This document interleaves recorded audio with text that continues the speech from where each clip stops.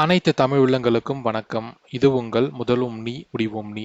நம்ம சேனலில் கொடுக்குற ஒவ்வொரு பயனுள்ள வீடியோ நீங்கள் பார்க்கணும்னு நினச்சிங்கன்னா மறக்காமல் நம்ம சேனலை சப்ஸ்கிரைப் பண்ணி உங்களோட ஆதரவுகளை கொடுங்க. வாங்க நம்ம இன்னைக்கு வீடியோக்குள்ள போகலாம்.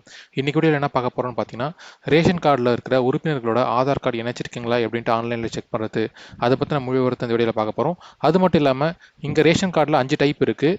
பிஹெச்ஹெச், ஏஏஒய், என்பிஹெச்ஹெச், என்பிஹெச்ஹெச்எஸ், அதுக்கப்புறம் நோ கமாடிட்டி.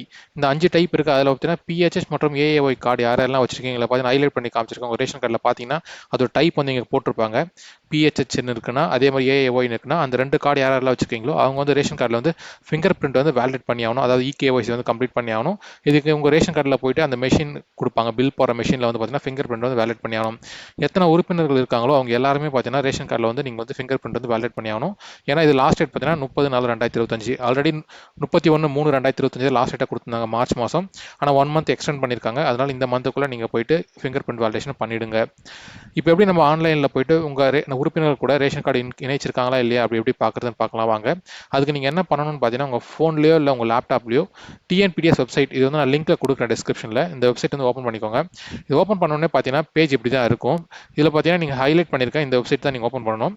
அதுக்கப்புறம் பார்த்தீங்கன்னா பயனாளர் நுழைவுன்னு ஒரு ஆப்ஷன் இருக்கும். அந்த ஆப்ஷன் வந்து நீங்கள் கிளிக் பண்ணுற மாதிரி இருக்கும். கிளிக் பண்ணதுக்கு அப்புறம் பார்த்தீங்கன்னா உங்களோட மொபைல் நம்பர், அதாவது ரேஷன் கார்டு கூட ஒரு மொபைல் நம்பர் லிங்க் பண்ணியிருப்பீங்க. அந்த மொபைல் நம்பரை இங்கே என்டர் பண்ணிக்கோங்க.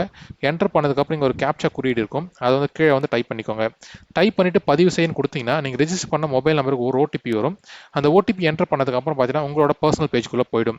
அதாவது எண் விபரம், அதுக்கப்புறம் நகல் குடும்ப அட்டை, இது எல்லா டீட்டெயில்ஸ் இருக்கும். அதில் குடும்ப உறுப்பினர்கள் ஒரு ஆப்ஷன் இருக்கு பாருங்க, 3வது ஆப்ஷன்.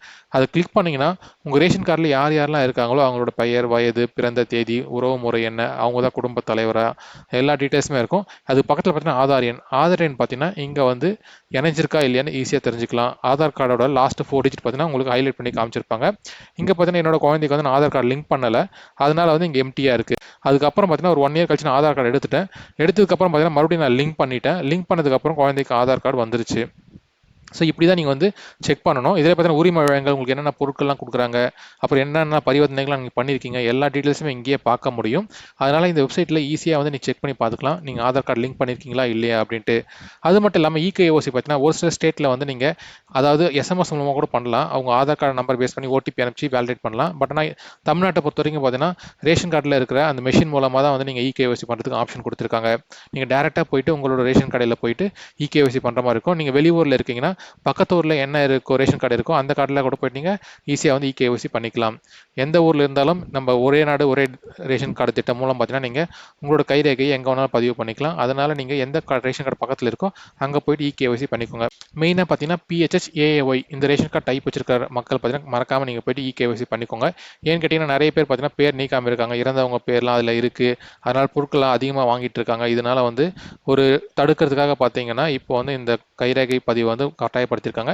அதனால பிஹெச்ஹெச், ஏஏஒய் கார்டு யாரெல்லாம் வச்சிருக்கீங்களோ அவங்க மறக்காமல் போய் ஃபிங்கர் பிரிண்ட் வேலிடேஷன் பண்ணிவிடுங்க. இந்த வீடியோ பிடிச்சிருந்தா மறக்காமல் நிறைய நண்பர்களுக்கு ஷேர் பண்ணுங்கள், லைக் பண்ணுங்கள். நன்றி, வணக்கம்.